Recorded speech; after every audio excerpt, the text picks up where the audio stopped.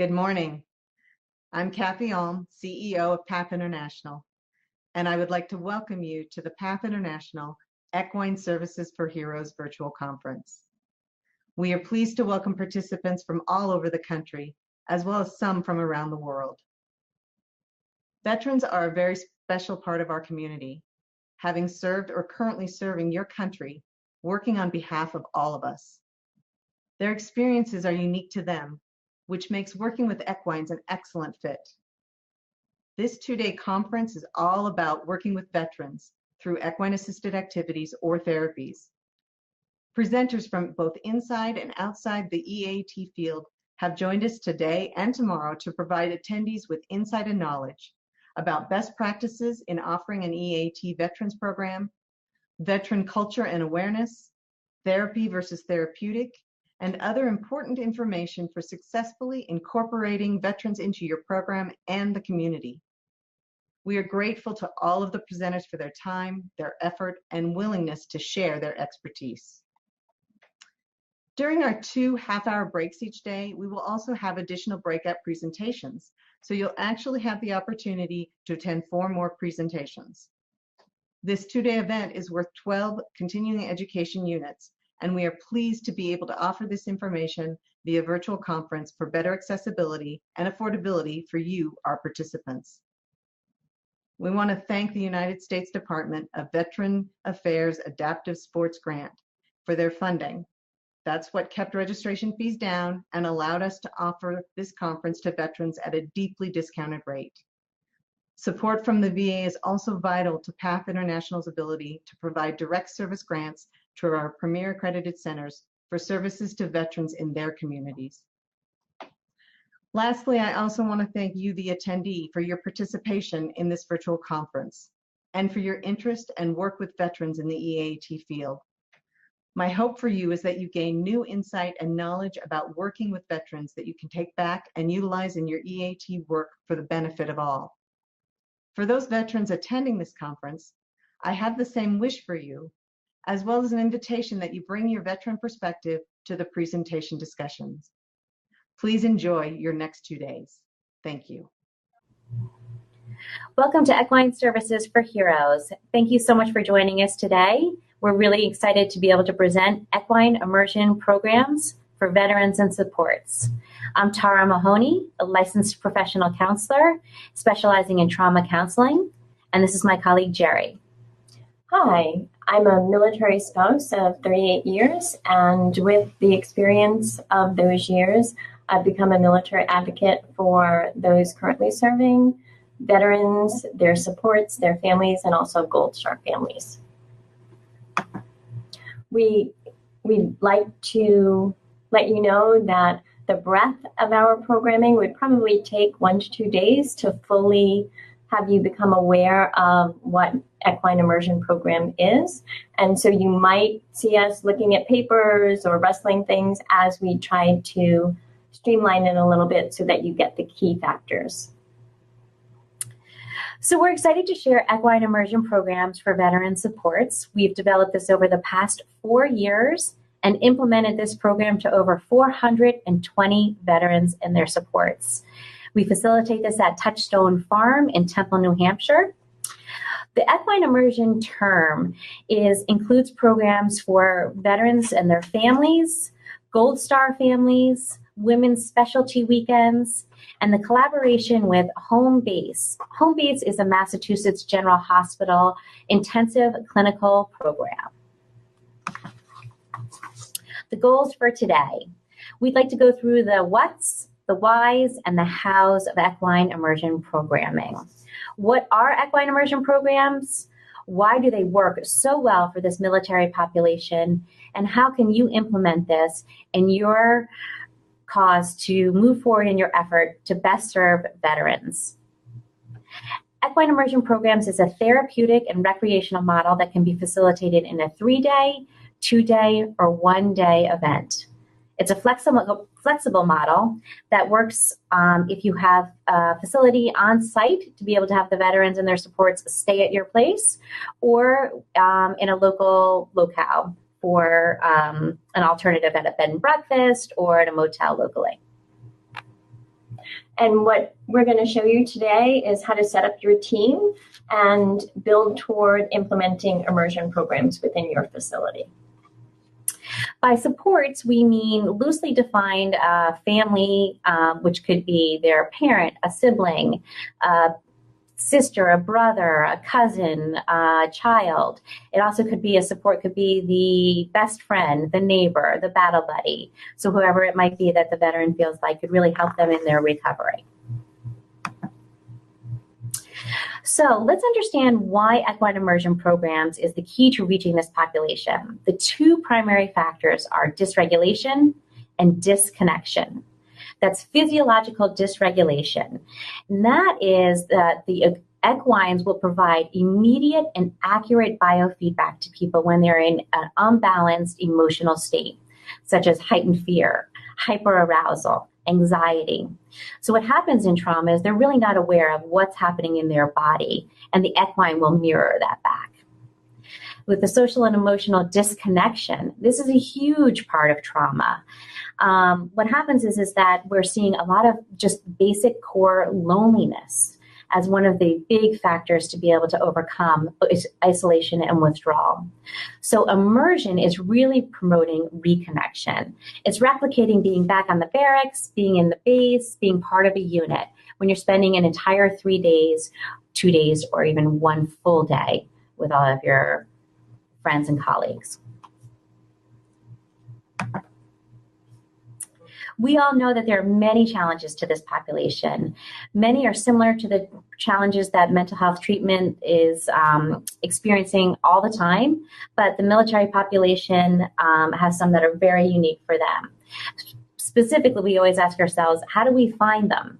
How do we get them to come to our facility? And how do we keep them coming back to our facility? So let's talk about some of the barriers to care here. We need to understand with stigmas, it's beyond the typical stigma because warriors are trained to be combat ready, to be fit for duty. It affects the entire unit if one person is not completely functioning well. So that really is a huge stigma that's different from the regular population. Also the separations. They go into boot camp on their own, separate from their family and friends. They deploy separate from their family and friends. And often they have to go through treatment separate from their family and friends. So in the immersion programs, what they're able to do is come and bring the supports with them to join them in that recovery process. This peer support also helps them get to your program. So the all too much obstacles. Oh my goodness, there's so much red tape happening in this industry, and we really need to cut that in half. So one idea might be when they come to the immersion program, first thing in the morning, have some fantastic coffee. Coffee matters in this industry, and have a lot of it. So have some great coffee and have them do some of the paperwork that they need to do actually on site with your assistants. That's going to stop one of the barriers. And again, the initiation effort and sustained effort. This is very typical in mental health treatment, but what we're really looking at is that we have one point of contact, one person for them to get into, and one person to build a rapport so that they will come. The thing about immersion is it's one and done. That's it. Come for one day, one weekend, rather than making a commitment to say, I need to come once a week for 10 weeks for 1 hour. It's a little bit too much. And that was certainly a long list of obstacles to getting veterans to your program. So it truly is. When you take them step by step, it's going to help you have a program that people will be able to come and get the help that they're needing. Absolutely. So let's talk about developing your theoretical orientation and mission. This is a lot of letters here. And it's funny, most industries use letters, clinical industry, military industry. Well, we actually did that also with equine immersion programs. But so know what the crux of a great treatment program is really having the knowledge and awareness of what the diagnosis is. It's a little bit different for veterans.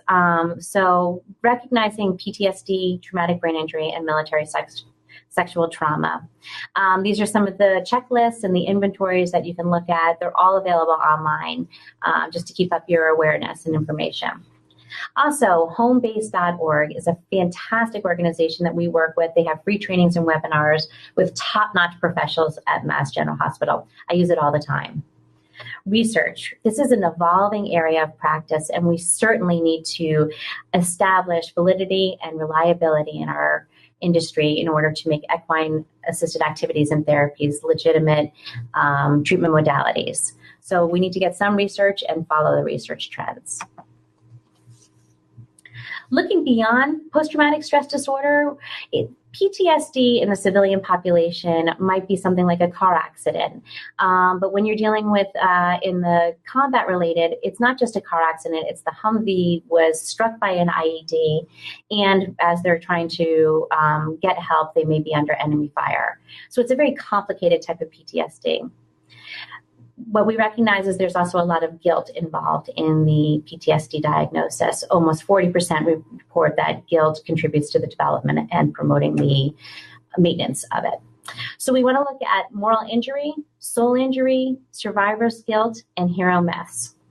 Moral injury is a term that's used where people who experience trauma might have had to do something or see something or unable to prevent or act to protect or intervene from something that might have violated that core ethical code that they define as themselves, their ethical values. So that causes moral injury. Soul injury is similar to that, but a little different. It's a breach of integrity to their fundamental identity, kind of a betrayal of their self or betrayal by others that they trusted and respected. Survivor's guilt. An interesting thing about the military population with survivor's guilt is sometimes survivor's guilt says, why me? With survivor's guilt in the military, it's why not me? The person next to me was a better man. They had a family. So hero myths are also something really important to take into account. A lot of times we say, thank you so much for your service. And maybe the military member is saying, if they only knew what I've seen, what I've done, what I know. So we really have to address hero myths when we're treating this population.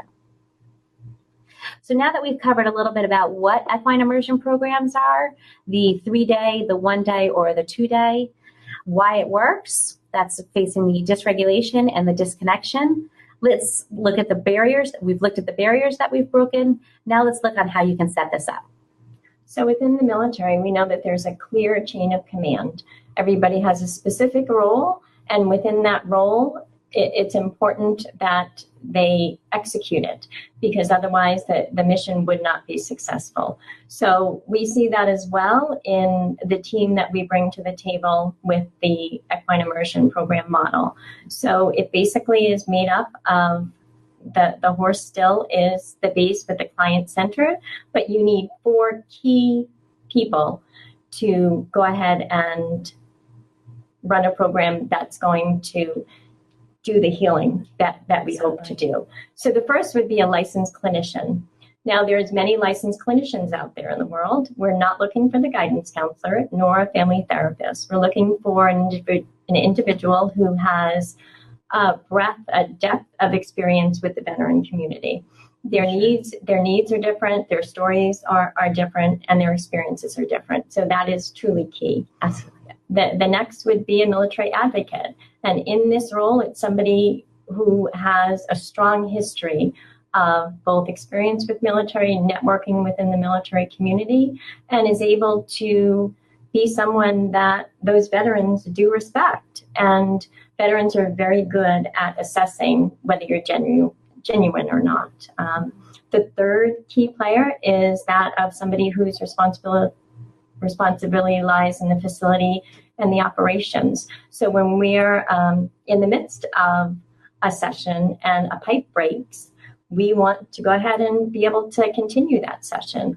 Or if we're cooking for a group of 40 people and a cook calls out, that can't be our focus. So that's where a facility or an operations manager is really key. And then last, of course, is an equine specialist. And these are people who you go to if a horse is lame or we can't find tack, or even the volunteers know what horse belongs in what paddock. So those again, when you're building your team, those are important key individuals to look for. With that, we also have, as equine people know, you have to have a diverse herd to go ahead and and create a facility that can meet the needs of a heavier person or somebody who's physically challenged. We also have a diverse team. And what that entails is people from all walks of life. We have a 19-year-old riding instructor, and we have those who are in their 70s. They're female, they're male, they're military and civilian, and clinical and non-clinical. There are programs out there that are veteran run, and all they see are veterans implementing the program. We really feel that by modeling this diverse team, that they see in our staff and our volunteers people within the community, and that then helps them reconnect to their community. We even have a chaplain on our team, which is a really familiar dynamic or model that they're using in the military. So the chaplain's available not only to the military members and their family members, but also to our staff and to our volunteers. The chaplain can have side conversations about spiritual issues, non-denominational, moral injury, and soul injury. Really helpful resource to have.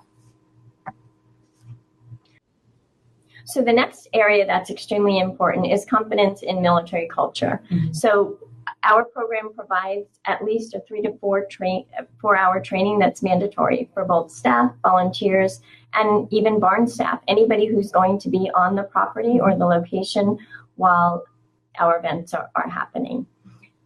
What we assure people is you don't need to know it all. Mm-hmm. There's just too much to know. What veterans are really looking for is that authenticity that we talked about earlier. Yeah, don't fake it till you make it. It doesn't work with this population. It's okay if you don't know what happened in Fallujah in 2004. Either ask or just move on. So trauma-informed care is another part of the training that's very important in order to have a cohesive and resilient team. All staff and volunteers also go through trauma-informed care. The two really important issues here, obviously the case presentations and role-playing, but are the after-action debriefs. So after each session that we deliver, we all get together as a group and say, hey, just want to let you know Billy struggled with this, or Susie did a terrific job when she was riding this horse, so that each of us has an idea of what has been happening in the other sessions. Another important part about this trauma-informed care is taking care of your staff and your volunteers and taking care of yourself. Things you want to look for are vicarious trauma and compassion fatigue. Vicarious trauma happens to all counselors, everyone in an industry. Look at emergency room nurses. Sometimes year after year, seeing each person, you can really start to get what you hear and what you see can really impact you. Same thing with compassion fatigue. It is just as important for us to treat the 420th person who's come through our door the same way we treated the first person. So watch for compassion fatigue. If you're feeling it, reach out to your other colleagues. Talk to a friend. It's really important that you're ready and grounded to be able to do this work. So now, how can equine assisted activities and therapies complement and collaborate with our current evidence-based treatments? So really important here, we've got to remember those two key factors, dysregulation and disconnection. So here in the industry, there are a lot of letters on this slide also. Wow. A lot of evidence-based best practice things. This certainly is not comprehensive. We need to add EMDR, eye movement desensitization. We could add yoga, mindfulness practices, Tai Chi, so many other amazing things that are out there and available for veterans to be able to get the help that they need. What we've got to ask is, how do we get equine-assisted activities and therapies on this list? So the way to do it, what we believe is we need to be able to establish a model, established based in proven theories, and start to collect data to be able to prove the efficacy. So here's our model. All of our squares that you see here are based in the horse and client-centered. Carl Rogers' theory of client-centered care. And if you look at it closely, you'll see that we made it easy to remember. Mm-hmm. So it's a model that we really do feel should be replicated across the United States. So it's basically, we call it the 4 C's: connection, choice, confidence, and continuity. And when you have all 4, you have a program that is going to help heal those veterans and their family members. these are the goals of the program. So connection, again, we're dealing with that basic first slide of dysregulation and disconnection. Well, by connection, we mean based in attachment theory, and what we'll look at is connection to yourself. That's that whole self, that social, spiritual, emotional, physical self, reconnecting and recognizing who you are and where you are at this time. Connections to others. That's going to be the staff, that's going to be the volunteers, that's going to be the other veterans and other supports. So having those connections really make a difference why immersion programs work. Certainly connections to animals. We see that with a lot of research with pet therapy and service animals. Equines can be right in there. Connection to the community. Again, now all of a sudden you're starting to self-identify as part of the farm family. Really important to see that you have a place to belong. This will break some of those barriers of isolation and withdrawal. And then being grounded in a place and time. The farm is a perfect environment for them to be able to anchor and have all of those sensory experiences where they can anchor when they're feeling those dissociative or disconnection feelings. And the next is choice. Mm-hmm. And within the military community, there often isn't a lot of choice. They don't have choices of when they're deployed, where they're deployed, even when we're not talking about wartime. They don't have choices often of duty station, of what school your child attends. So what we have found is that the majority of those who attend our program, one of the key things is we empower them by giving them these choices. And your choices might look different at your facility, but it's really important to have several choices.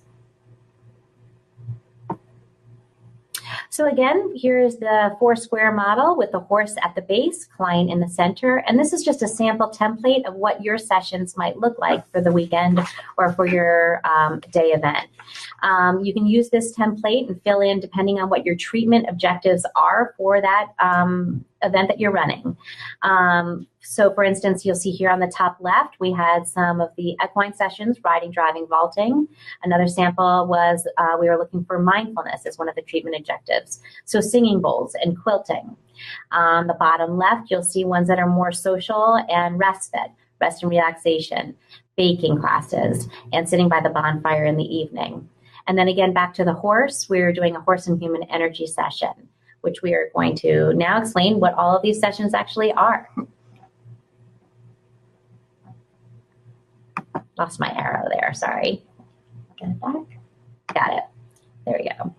So riding, we all see this in the industry.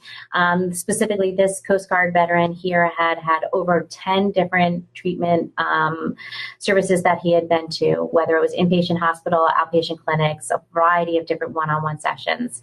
And when he got on that horse and said nothing beats a failure but a try, he was able to integrate then and there the experience of trying and recognize that all of his other ones were not failures, but just constant tries. So driving definitely has a different feel than riding. And what it allows the veteran to do is an immediate feeling of empowerment. Mm-hmm. That voice command connection to have something immediately do what you want it to do is just amazing, especially for some of these veterans who have struggled for so long finding a voice. And often, again, in the military, they have no voice. So you can see that an example of these two veterans. The first did say that she did have a voice with the horses and that they were communicating. And driving was really about trust. And they hadn't had that in a long time. So it's just key in our civilian lives. Trust kind of is something that most of us do have with other people. And veterans really struggle with this. So this is really a key activity. And the next session or choice that they might have is vaulting. And if you've ever watched a vaulting session, mm-hmm. It is just amazing, just amazing. What it allows them to do is take a risk again. And for so many who've been isolating, this risk is really important. And they become empowered again very quickly. You're absolutely right, Jerry. There is dignity in risk. really important component to have with all of these different choices. For instance, this female veteran on the left-hand side here had struggled with military sexual trauma, and being able to get back up on that horse and be able to feel empowered and beautiful was a huge therapeutic breakthrough for her. We can only sit on the couch in a therapist's office and talk about these types of things so much. When you're actually doing it and having the experience, it can be incredibly life-changing. So the next is groundwork. Oh, yeah. And the ease of implementing this, if you're looking to, again, have more of an immersion program, this is a place where you can start. You really just need a few small minis or horses, and we work them into regular activities that then many veterans can do on their own. So on the hike, people are grounded in their senses, and they're reconnecting to their battle buddies or their couples, and it definitely is a model that we would recommend for any and all facilities. For sure. The horse and human energy work has been fascinating. So we're integrating Reiki, equine massage, Masterson technique, mindfulness, sensory grounding, all of these different types of things. This can be done indoor, this can be done outside with birds chirping, whatever it might be. Veterans are saying that they're all of a sudden getting back to their bodies. And what happens is they're watching the horse start to learn to regulate its body by yawning, the licking, the chewing, the drooling, the whatever it might be. The veterans are starting to recognize what self-care looks like, what those deep breaths and those sighs mean. So it's very important for them to be able to reflect and learn and mirror that as they're providing it for the horse. Sometimes what happens is really funny is that couples are working on a horse together, and, of course, you don't scratch my back that way. So it actually can be a very fun as well as a very mindful activity. Some legitimate and important things to take note with this is that you can ask the veteran to take their pulse rate or their SUDS, their subjective units of distress. That's a scale from 0 to 100 on how they're feeling with their stress levels. And specifically, one of the veterans had a heart rate of 103, went down to 72 within 5 minutes. And then we asked him to report his SUDS levels, and he had said he was, down from an 80 down to a 10. This is real. This stuff can really matter for the quality of life and for purposes for being able to get back to that regulation. And this truly is why we really need to get this model out there, because this is something that people aren't seeing in other modalities and other therapies. So the next, if you ever thought that you'd have quilting with an equine program, we put it in the program as a mindfulness activity. And what it looks like is a small group of veterans and supports go and they meet with the staff people, and they choose from 20 to 25 pictures of the farm and animals, or they might use a picture of their own, and they recreate that. We have buckets of scraps, so they basically form a fabric collage. It's something that they can take with them from the farm, and this then provides them with a tangible reminder of all the things that they were able to accomplish while they were with us. So, for instance, top right corner, you can see a picture of our donkey and of our fuzzy little mini there. Specifically, what happened with this picture was one of the veterans went on a 2-hour hike with me with the minis and was really quiet throughout the hike. When he came back, his next session was quilting. He picked this picture to remind him of his connection with the little mini. But what he then did after doing it was he realized that for most of his time at home, he had been patrolling his 8-acre lot with his 2 German shepherds, patrolling, and realized all of a sudden this is what it's like to walk. So then when he was able to have quiet time quilting, he was able to really process and integrate that. Building something like this into your equine immersion program is key so that people then have the time to process what that hike or what those equine experiences are. And same thing with this next one, another example. A female veteran had picked the white horse, thought it was really beautiful and reminded her of herself. And then what she did is she was quilting these pieces. She just kept adding horse after horse after horse, and said that she realized that she doesn't have to be alone, and that this program is showing her that although being alone, she's strong and beautiful, she was able to also realize that sometimes having friends in a herd around me is really important.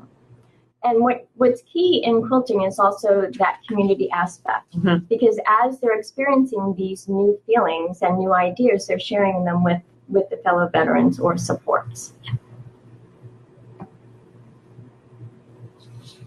So all of these sessions, we've got connections, we've got choices, and that's what leads to competence. We can't give people competence. They have to start to understand and integrate it into their own experience. So immersion works because you're building upon each one of these. So how do we get to competence? That's when people think they can't do something and they actually do. So for instance, I've never touched a horse, I've never ridden a horse, and now all of a sudden there I am and riding and now making this huge connection. A lot of times what happens in the with veterans is they'll say, I used to drive $1 million tank, or I used to jump out of airplanes, all of these used tos. So really getting that confidence back in there and allowing them to have that feeling is crucial. Someone also said, this is the first time I felt normal in years. Really important fact. Feeling normal is very important when you have PTSD. So the final C is continuity, and this is key. To keep that impact of the health and wellness that we have provided within these immersion weekends, we need to keep them connected. And how do we keep them connected and engaged? We have several models. The first would be a veteran volunteer corps, and what that would look like would be veterans coming back to the facility, to the farm, and we really look at their strengths and we plug them into how they could be a benefit to both the farm, and then in turn, we saw the key benefits that they get from being on the farm. So what that would look like, if we have a veteran who's great with logistics, they might come in and help operationally within the farm, or somebody who might have a strength with IT, or those who like working with their hands. So to have them involved and coming back is really key. The next would be to involve their family, have family activities, or have resources that the caregivers could come and learn. And then lastly would be some fun, just fun things, a monthly coffee night, or maybe, the paint and sips that you could have on the farm, something like that would be perfect. And then when you keep building this trust, when you go ahead and talk to them about more available treatments outside the equine immersion programming, they might be more apt to go ahead and seek that help.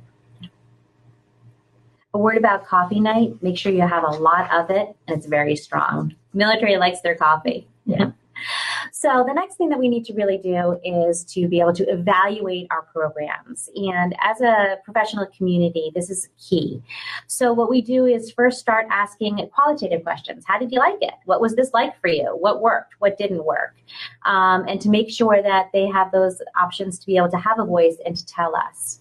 So we take that feedback and then look at it in a quantitative evaluation. Descriptors are really great. We loved it, amazing, but we also want to get the numbers, really important in data collection. So a Likert scale, 1 to 10, not at all, very much. Another thing that you can look at are pre and post session evaluations. So this is a little intrusive and you want to be very careful with it, but sometimes you can, like we said with the Horse and Human Energy, is pre-session and then post-session evaluate. And it actually can be very instrumental for the person to recognize what they have in that moment accomplished or achieved with learning to regulate and connect. So it can be really helpful. This will be really key in getting funding and research in the future so that we can standardize equine-assisted activities and legitimize it with the validity and reliability that it really does deserve. So we are so happy that we were able to share equine immersion programs for veterans and supports with you today. Again, I'm Tara Mahoney. And I'm Jerry Duncan. And what we really want to leave you with truly is that call to action. Mm-hmm. So if you are a facility that is looking to engage veterans and you're struggling with either getting them there, keeping them there, or what programs to offer, we really, really, really would appreciate you looking again at this model, because our hope and our true passion is to really help heal these veterans and to heal their families, because it's something that has been overlooked for quite a time. And if we can take the horse and the facilities that surround it and continue healing, and it's just going to be that ripple effect. And the more centers, the more professionals who see this as a model, the greater, I think, the greater ability we will have to really make that impact. So today what you learned were what are equine immersion programs, why do they work so well, and how can you do it?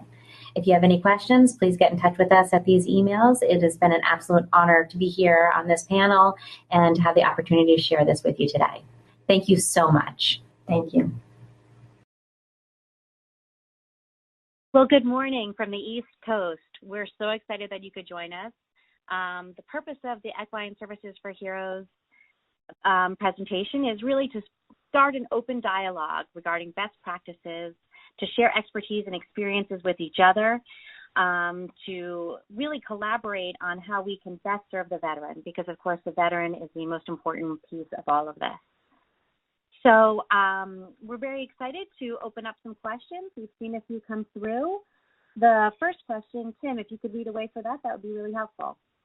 Okay, very good. And first of all, let me remind folks on how to submit questions. At the very bottom of your screen, there's a box labeled Q&A, where you can type your question into the small text box at the bottom and hit send or enter, and only our presenters will see the questions and will address these verbally as time permits.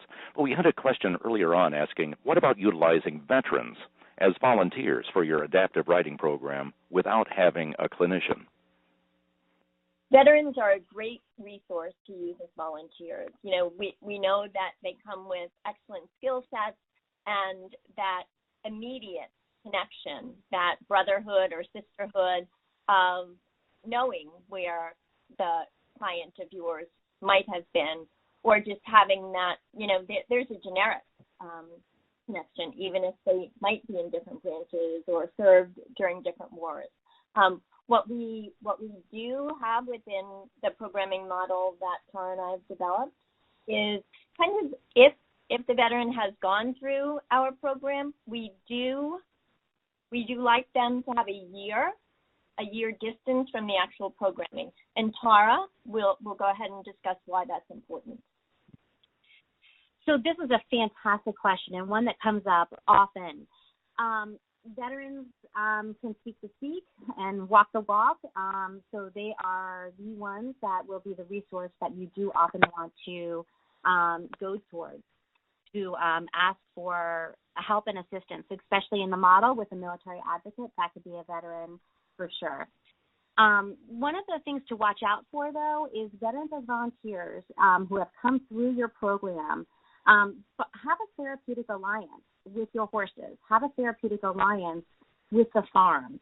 And so if you think about a parallel there as, say you have a heart attack and you're so grateful to all those ICU nurses and all those doctors and the hospital that cared for you, and 6 weeks post-recovery you want to go in and start to volunteer in the hospital. But when you're actually volunteering in the hospital, you're going to see things behind the scenes that may be really difficult for you to see, that you did not know as you were recovering were happening. So think of that parallel in a sense with your program, to respect that therapeutic alliance and allow them maybe not necessarily to jump into volunteering with a veterans program, but maybe instead volunteering with a school program or adolescent program that you do, so that you can really make sure that they're not feeling like, you know, that horse was my horse and now I have to share it, or any of those types of difficult things that might come up. Very good. So, no, go ahead. Go ahead, Tim. No, it's just we have more questions, so let's take a look at the next one, asking what tools do you recommend to use for pre- and post-scales for status? Great question again. Thank you so much for asking that. So this is something that you really have to look at what your program is doing. If you're doing a 1 hour maybe riding session or a driving session, really need to be sensitive to how intrusive and invasive these pre and posts are. When you have someone that feels like they're coming in and this is, they want to escape from the clinical aspect of a VA or a vet center, really what they're looking for is ethical treatment, yet at the same time, the farm environment and experiential learning, the metaphorical learning. We want to be careful not to then all of a sudden make them feel like they're a part of research. So it's a very tricky balance there with pre and post. Pre and post for a full immersion day or a full immersion weekend works well, but with the pre and post with sessions, depending on what you're doing, you need to carefully look at what you're measuring. Just to ask them, did you like it? That is not really going to be an effective measure. You have to decide, what are your treatment objectives? Are you measuring attachment? Are you measuring heart rate variability and physiological responses? Are you measuring connections with other people, group connections? So really the pre and post is not just, does equine therapy help veterans? That's just too vague. We need to have clarity and measurable specific questions. Here's a question. You talked about quilting, and one of our attendees says, quilting is foreign to me. Do you enlist quilters from the area for quilting club, and do they also go through the 3 to 4 hour pre-training for dealing with a veteran-based clientele? So it looks like the whole concept is new to this person. So let's take it from the ground up. Thanks, Tim. Chris, thanks so much for opening this discussion, because this is one of my favorite areas that as equine immersion programming that we've implemented. And it came about because when you get such a diverse group coming to the farm, we all love horses, but not everybody who comes to us even wants to get close to them. And we also know that mindfulness, looking at a whole person, is really important. So as we were developing the program, we did see some holes in the initial program. So I reached out to a quilting friend of mine, and we spoke and developed what you see as our fabric square quilt today. And what it actually allows is that processing, like you saw it in the quotes by some of the veterans and their support.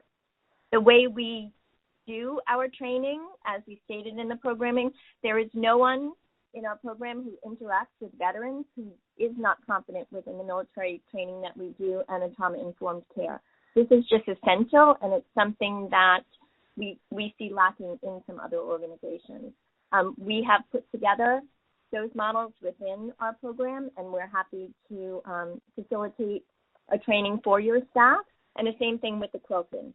So this is a master quilter who has developed this program within our program that will last probably 2 to 2.5 hours, and the way she does it is just so unique. And the ability is we've had people who struggle with the mobility in their hands able to quilt. We have had people who struggle with TBIs that are able to develop their thoughts and then put them down in a collage with fabric.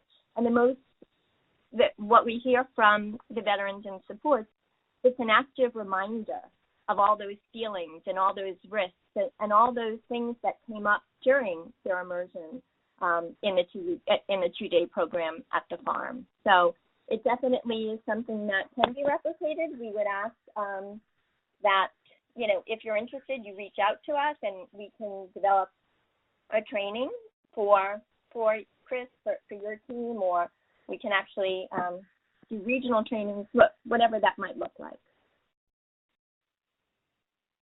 And we thank you for the questions. Next question is asking, with the multi-day sessions, do you have barracks or do participants build it off-site? Great question, and that really depends on what you have available. The organizations that we're working with right now do have housing on site. That's ideal because with immersion, you're really looking at they're getting the full experience of physiological regulation by just being around the animals. For a 1-day session, that's not an issue. So this program is very flexible that you can have a 1 or 2 day. Another thing to do is you could contract with a local bed and breakfast, and the entire thing would be dedicated to that. There are HIPAA issues that you do need to think about when you are delivering this program. We saw a question there below from Lindsay Alberts about how do you have a veterans program while at the same time having a very, very active therapeutic riding program? So that's, again, a really great question. The HIPAA issues are very important to be mindful of, as are the specific veteran issues. But, again, it's important that you can have you can collaborate, and as long as everybody on the farm knows what's going on and the veterans know before they get there that the entire center is not just dedicated to a Veterans Day, you have to fully disclose that ahead of time. It might be difficult for someone to see, kids running around and they may be displaced from their families. So usually really being open and transparent with the program, I think, is respectful no matter what kind of program you're running. Send any question, type it into the Q&A box at the bottom of your screen and hit enter. Next question is asking, how do you schedule your veterans if you don't put them into your typical therapeutic riding schedule? They say that they're serving 100 students per week and typically put the veterans into their regular session schedule. But I agree, it can be intimidating signing up for a 6 to 10 week session. So let's see. I'm trying to figure out, did I just answer that one? So with a 6 to 10 week session, and if you have other active students going on at the same time, what you need to decide, is this a mental health program or is this just a riding program? I think that's where the key is. With your 6 to 10 week sessions, once a week for an hour, that certainly can coexist really nicely with your 100 students per week therapeutic riding schedule. Again, you need to disclose up front that the veteran will be, taking lessons just as other people are. So, for instance, if you're in an indoor or you're sharing ring time. If this is a mental health session, you need to be mindful of past standards, of course, following, strict HIPAA rules and mindful of patient privacy. Our next question is saying, I'm a Vietnam veteran. I want to establish a small program at the facility I work at. Now, is the best place to start by collaborating with another local facility that has a program running? Or any recommendations? Well, thank you, Donna, for the question and for your service. And I have to say, Vietnam veterans, for us, I'm the wife of somebody who deployed to Operation Enduring Freedom and watched as he, prior to that, was the Chief of Staff of the New Hampshire Army National Guard and deployed thousands of soldiers and airmen. And the Vietnam veterans certainly have been our bridge to understanding what veterans need. So for you to be at the forefront looking to establish your own facility, I think is wonderful. But there's a lot, an absolute huge amount of learning and upfront information that I think that anyone who's looking to start a veteran programming needs to have. So especially if you want to get it right the first time, right? Because a lot of times we only have that one really try to show what this can do. So I would very much suggest you find somebody in your area that might have a successful program, or Tara and I do. We are collaborating now with people in several other states. So you can reach out to us and we can help you develop your program. The next submission here is not so much of a question, but a comment, and maybe you have some thoughts on it, but it says, as a combat veteran of more than 20 years, many of my guys just want to be part of something greater than ourselves. We spent years sacrificing for a greater good, and depending upon our experiences, there is a void. So any thoughts you have on that? That's another great one, James. Thank you so much. And we do see that. The combat veteran who does come home and is reintegrating into life, and sometimes it's like, I felt so that I was lifting people up when I was in war. I felt like I was making a difference. And then they come home and they're back to what a lot of them see is mundane life. And they want to have that feeling again. And so we welcome the veteran within our facilities. And as we spoke to in the presentation, they have so many skills that we can use them in other areas, operationally and just with their talents. So many combat veterans could come and volunteer within programs, or they could come and help us look at a better use of our time, a better use of the energies within the farm, how to have great IT or how to build a shelter in a quicker, more efficient way. So I would ask that all of the veterans who are listening or will listen to the recording to find something within your local community, and you can do that through the PAC website.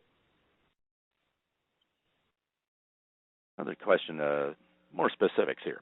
What does the 3 to 4 hours of mandatory training consist of? Great question. We break that up into 2 or 3 sessions or sections.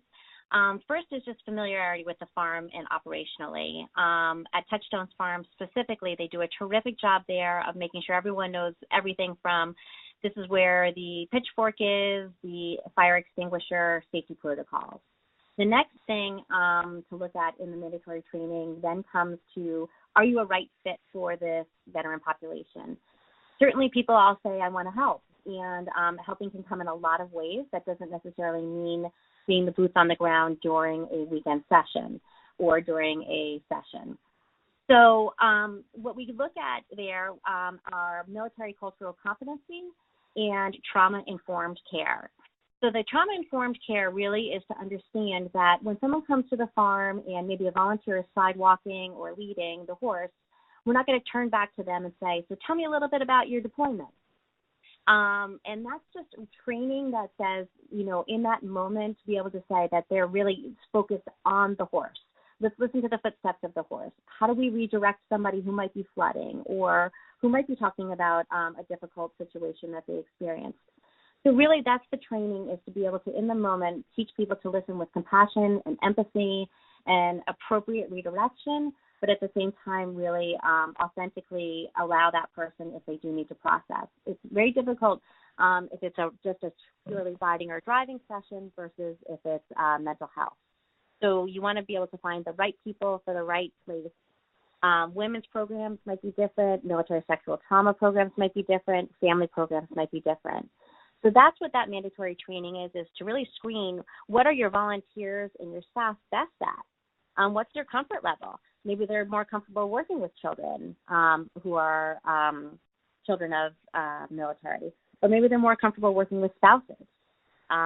So you really want to screen and make sure, if other people have their own unresolved trauma, that they're coming to the program to really give back, that they're grounded and able to manage their own emotions. It's really important to be in a place, in a space where you can hear and be available to others. We have a follow-up question regarding quilting, saying, if choice is important, could another choice of art mindfulness opportunity work, such as sculpture or painting? That's an excellent example, yes. And what we'd like to do is really see what your resources are and develop them in a way that it is going to give the veteran an ability to process. We facilitated a weekend just this past weekend, and what came out of it was amazing. The veteran, on his own, with the resources of the farm, decided to recreate an image of a little horse. And he used the horse's tail and a piece of wood to create a paintbrush. And then he used coffee grounds to create the image of the horse. So our veterans, we know, have been on FOBs with no outlet for art. They don't drop in supplies. So I think they have been creative in the ways that they can find things that they can connect into. So painting, we have the availability of, we do horse and human healing. So anything that within your community could help them process or start developing other ideas from what they've done within the equine sessions would be great. Another part of that is it's really important to have indoor activities, weather dependent. Sometimes even if you absolutely love horses and want to get out there, you can't ride if it's 10 degrees or if the wind's really picking up. So to cancel your program because you're not able to do everything that is equine related, you need to have the depth and breadth of maybe you're indoor, you're offering obstacle courses with the minis and small animals, or maybe you're doing groundwork, ESMHL work, while there's quilting or cooking. We have a fun session, with baking or, tapping into other people's skills. Maybe they're really good at barbecuing and they'll be able to, grill the steak tips for the evening session that everybody is going to enjoy dinner. And feel that competency there if they're not able to actually get up on a horse. So that's the depth of immersion and the full day if you're offering a variety of opportunities and choices. And indeed, in the session discussion, we see other ideas such as welding with horseshoes and painting and little camo stuffed animals. So, great ideas. Next question, do you have a time period or a session pre-hiking? Do your vets pick their partners, or do you evaluate which animal hikes with each vet? And is there a training prior to the work with the equine? So I guess it's really 3 questions here. Thanks, Kim. Great question. So you know your herd, you know what you have, and what's really important in this work is the matchup. Even sometimes, though, with the best matchup that you can say, okay, I am definitely putting Bobby with our, horse that is, this big, 16-hand horse, and because Bobby's a big guy, that might not necessarily be the best match. So really having, being able to evaluate and say, what comes out in the session is what's going to come out. It's not necessarily the perfect match all the time, but usually with this work, that metaphorical learning maybe gives people opportunities to learn other things that they wouldn't have learned if it's the match that we think. So the time period of session pre-hiking, that's really the relationships that you're building with the veteran before they even get to the farm. Just saying, here's your Wounded Warrior number, register, and then show up. That's how we're missing people. You need to have one person that is that point person to be able to say, this is who you call. And if they call and say, hey, my kid is out sick today, I'm not able to make it. And you can say, all right, no problem. This is what happens in life. We're all doing the best that we can. Much for being involved and letting us know when do you want to come next? How can we help you? Are you okay with your child being sick? So really looking and talking to the whole person. So getting back to your question here. So the session pre-hiking, what you want to look for is how far are you going to go? What's your terrain like? What's the competency of the physical and of what your horses can do? The animal hikes with each vet. You want to make sure that your herd gets along as you're walking together. And actually, we really feel that the best thing to do for veterans is actually hand them the horse, get them to the horse. They don't need to stand around and talk about horses or look at horses. It's hands-on. So that's what we really encourage. Of course, there's basic safety things of, watch your feet and some of those basics, but really it's getting them to the horse as quickly as possible. And at this point, I don't see any other real questions. There's quite a bit of activity in the session discussion regarding some terrific ideas.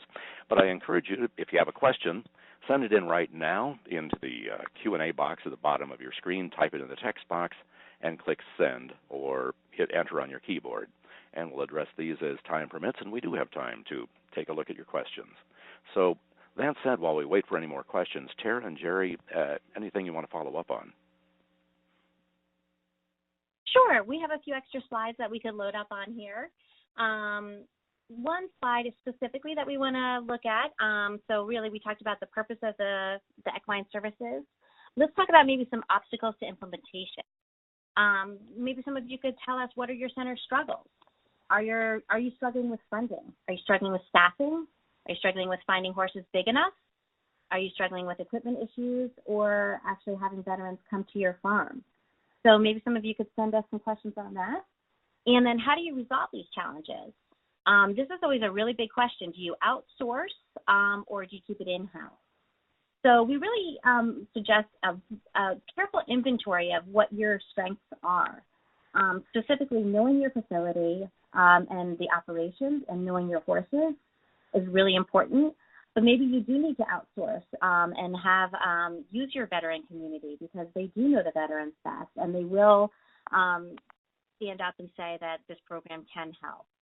So asking in your community, is that a vet center? Is that the VA? Is that your local VFW? Whatever that might be, where you can really, put the time in and show that you're involved in the community. Also, outsourcing with clinicians, outsourcing with marketing, outsourcing with maybe a grant writer, maybe a volunteer coordinator. No one necessarily has to know it all. That's the model of the team. And the more that we can lift each other up and support each other, the more veterans that will come through the doors.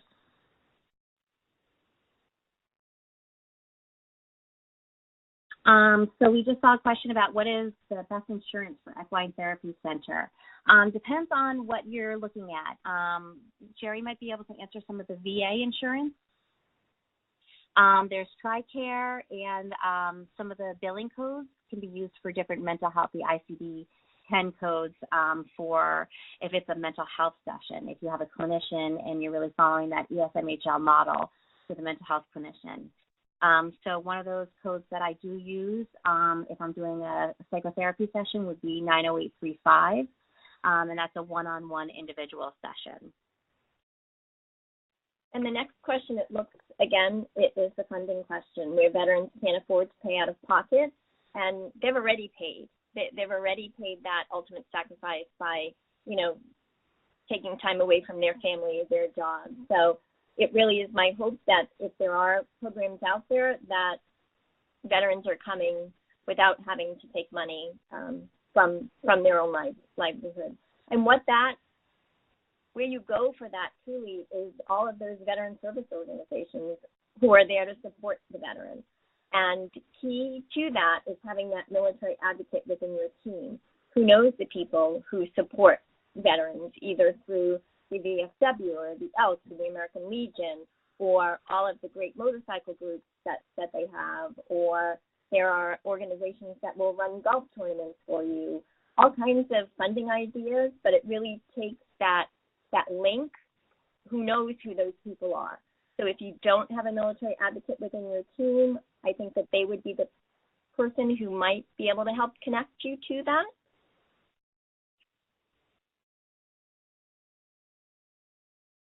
Great. So we just saw another question here from Christopher. Wounded Warriors wanted to work with us, but when it came to funding, they wanted us to pay for everything. Is that common with Horses for Heroes groups?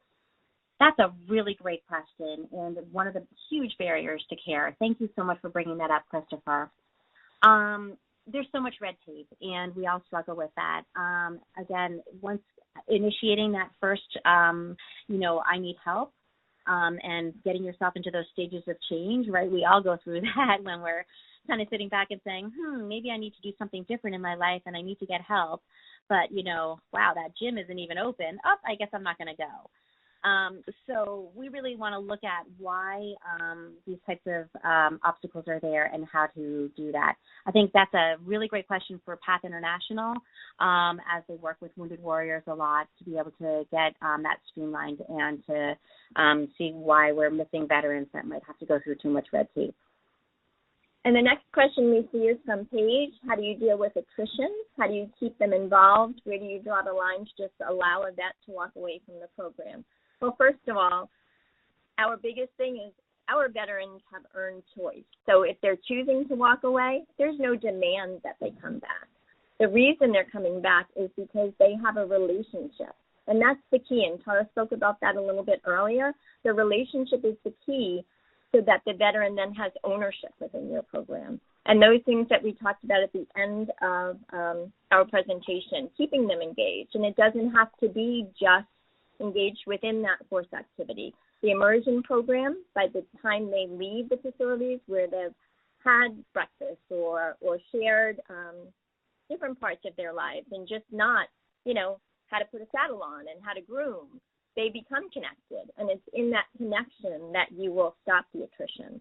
And it's having that one touch, that one person, if they don't show up, to give them a call and to be concerned and have some type of relationship outside that, you had a 9 to 10 writing lesson, you didn't show up, and we're going to, charge you $10 or $25, or that model does not work. And I think that it's in direct opposition to what we say. We want to be welcoming. And if you're struggling, let us find out what we could do to keep you here.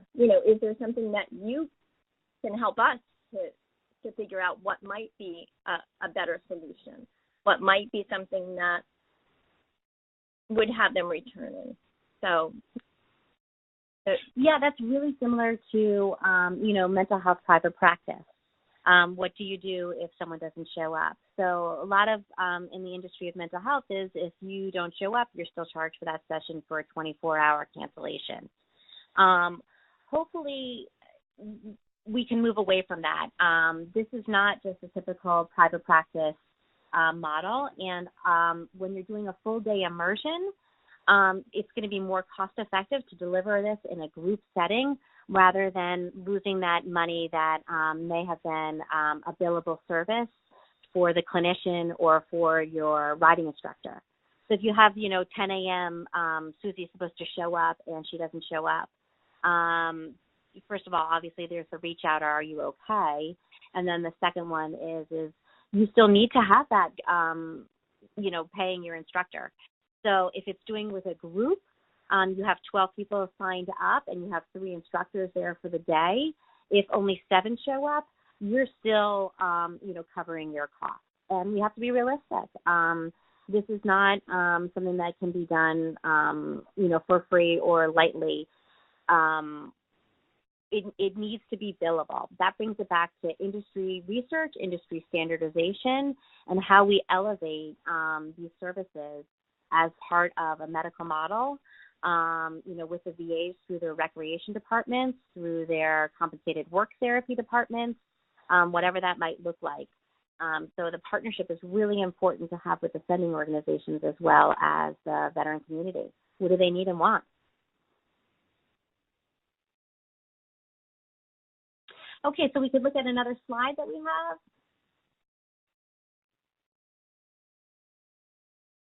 Great. So again, for further discussion, I think we really want to determine what's the best fit for your program. Is that best fit riding, driving, groundwork, round pen, herd observation? This industry is just growing and growing and growing, and we are so proud to walk alongside all of you who are doing great work across the country. It's just amazing looking at this session discussion. People from everywhere reaching out and wanting to serve those who have served. That's the key here. So having the desire is really, really important. Now we need to just say, this is our mission, this is our purpose here, and thank you to Pat for opening up this kind of a discussion and dialogue. What we want to do then is bring it back to more of just this, we want to heal and we want to help, to very specific, concrete, theoretical orientations and objectives. So something specific might be something specific, clear, and measurable. You could say for your program, you have really large horses. So you could mount 7 to 10 veterans one time a month for a day immersion. Maybe you don't have horses that big. We're seeing some people say, we're struggling with that piece. So maybe what you could do is say, you know what? We want to have 3 families come twice a month on a Saturday, and we're going to be able to use 2 large horses that might not have to mount up to 250 pounds, but we're going to be able to use our ponies for the kids in the family. So maybe a family veteran model would work better for you. Maybe something with the groundwork. You could say we're going to take 5 couples with a marriage and family therapist at the vet center. And those 5 couples will come, and then they're going to start to build their own community because they're in your area, and it might be, this spouse is going to call that spouse when this person's having a hard time. And now you've built those connections outside of this. So really look at what your strengths are. Round Pen has terrific work, and people all across the country are doing great work with that. We see that people are having a lot of success, but we also really warn and want you to make sure that you're doing Round Pen appropriately. For instance, with military sexual trauma, round penning can be very difficult, and the natural horsemanship model can be very difficult because it's moving the horse's feet really can have a predatory type of feel. So people have experienced sexual trauma and may or may not disclose that to you. That might not be the right model to use. So look at what orientation you're coming from, look at what your program objectives are, and be really creative. You're doing this good work. If people like you are needed. So we applaud you and we want to support you. PATH is there for you. This is just the beginning of this great seminar, and it's amazing that there are hours and hours available from so many professionals across the country willing to share this. And again, if you're a veteran online listening, we truly, truly hope that you find a center, or if you're part of a center, that we get this message out to other veterans. And when it comes from a veteran, it's always accepted in a different way. So thanks so much for having us. We really look forward to the next 2 days, and we get to hear more from the rest of the PATH community. And I think our time is almost up.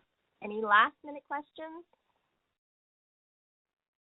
I don't see any last-minute questions, but I want to echo the thoughts of many of the people who've typed into a session discussion. Terrific presentation, a wonderful way to start a big day of learning. So both Jerry and Tara, I want to thank you for a very informative and entertaining presentation. Well, thank you so much for having us, and great work, everyone. Thanks to PATH for hosting this, and we can't wait to be a part of the following, next 2 days. All right. And a note to our audience that stay tuned. We'll have our next presentation coming up in just a few minutes with Julianne Mills, Julia Ray, and Bree Podgorski. So we will be back in just a few minutes.